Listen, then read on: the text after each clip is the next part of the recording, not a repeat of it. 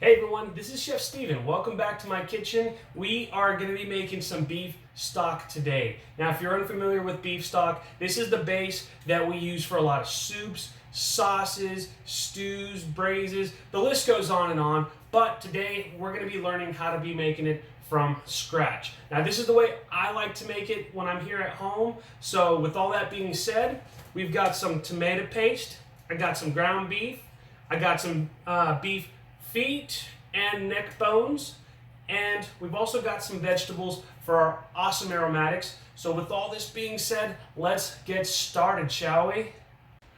Now, if you're wondering whether or not I just said beef feet and beef neck bones, yeah, I said that. The reason for that is because in these feet, there's a lot of collagen in here, so that's what's going to give your stock a nice velvety texture.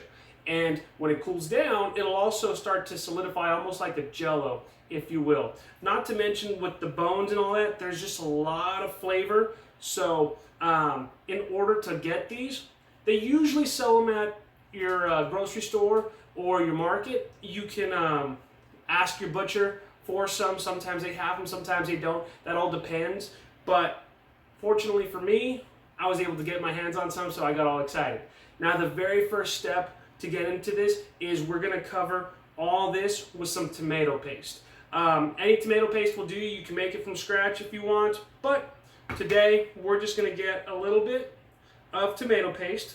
As you can see, I just got a small can, and we're just going to kind of coat everything with it. Now I'm going to start with just a little dab on each piece, because what we're going to do is we're just going to kind of put all that into all these bones. So let's get started, shall we?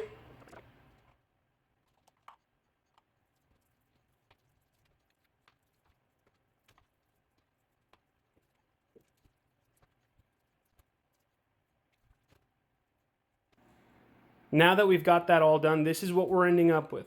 The reason why we're using tomato paste is because it's going to complement that nice beef flavor. Now, all right, next step, pop it in the oven. Okay, now that our beef is in the oven, next step, chop up your vegetables. Don't worry about pretty looking vegetable cuts, because it's all going to get cooked down in our stock pot.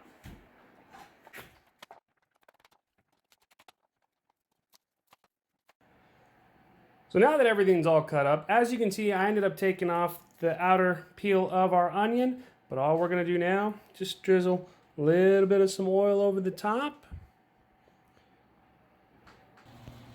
Next step, let this go for about an hour. This is what an hour at 425 does to our beef. Our ground beef is cooked off. We're going to strain any bit of fat from there. And then we're also going to put all this into a pot. But look how beautiful that is. And it smells great too. After an hour of roasting, our vegetables are also done. Now it's time to put everything together into our stock pot, so that way we can let our stock start. I think it's safe to say we can finally start putting everything together. First things first, let's get our vegetables put into our big old stock pot. Our next step is to get our ground beef, but we're going to strain this off, so that way all the fat goes out. Because when you're done with it, you want a nice clean stock. You don't want to have to be skimmering for fat. The next step, while our beef is straining, we're going to get all of our neck bones and our beef feet into our pot.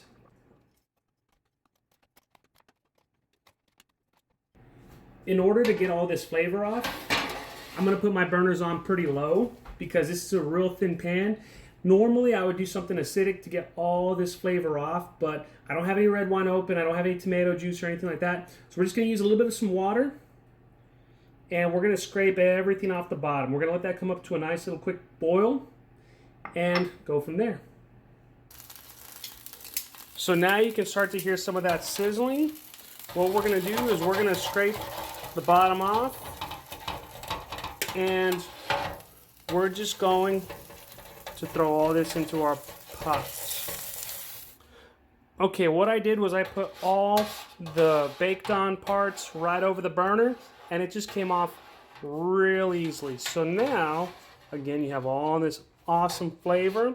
It is called fond. You don't want to get rid of it. You want to put this into your stock pot. This is going in next, then our ground beef. All right, last step, throw our cooked strained beef in. Now this is where using a leaner beef always comes out best, but you know, still strain it off because it's going to have a little bit of fat on it. Next step, fill it up with some water. Now the next step is to fill this all the way up to the top with water. We're going to let this kind of simmer on a low heat for anywhere between 16 to 24 hours. It might be a little excessive to let it go 24 hours, but I want to see what's going to happen. Now, if you're making a lot bigger of a stock pot of stock, use more bones, use more vegetables. If you're going with a lot less, of course, use a smaller pot. As you can see, we've got a fairly decent sized stock pot, and I'm going to put this on a medium to lower heat. Once it comes up to a light boil, I'm going to put it as low as possible and just let it go. Okay, so we've been letting this go for about 9 hours now. As you can see, we're just letting it simmer real low and slow, and we still have a little bit of time to go. So this is where we're at 9 hours in. Now we've been going for 24 hours. As you can see, we have a little bit of this nastiness on top. All we're going to do before we start straining our stock is we're just going to kind of get rid of that. Okay, so it's been 24 hours and we're going to start straining our beef stock. There will be a little bit of some fat on top, but that's okay. But strain it through a nice fine hole strainer.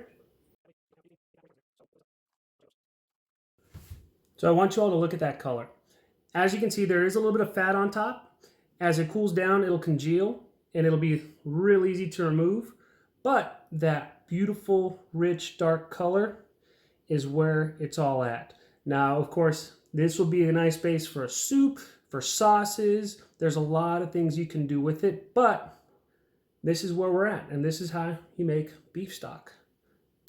This is after about 24 hours of being in the refrigerator to cool off. As you can see, it's nice and gelatinous. All the collagen from the beef bone just kind of are helping set that all up. I'd say we have a success. I hope you learned something today. Stocks do take some time, as you can see. Now, you don't have to spend 24 hours with them, but this is just what I did because that's how I like to do my stocks. But anyways, make sure you hit that like and subscribe button, as we will be doing more recipes with this beef stock. So have a great day. Make sure you follow me on Instagram, Facebook, stuff like that. And go to chefstevengonzalez.com to pick up your very own copy of my cookbook. Have a great day, and I'll catch you next time.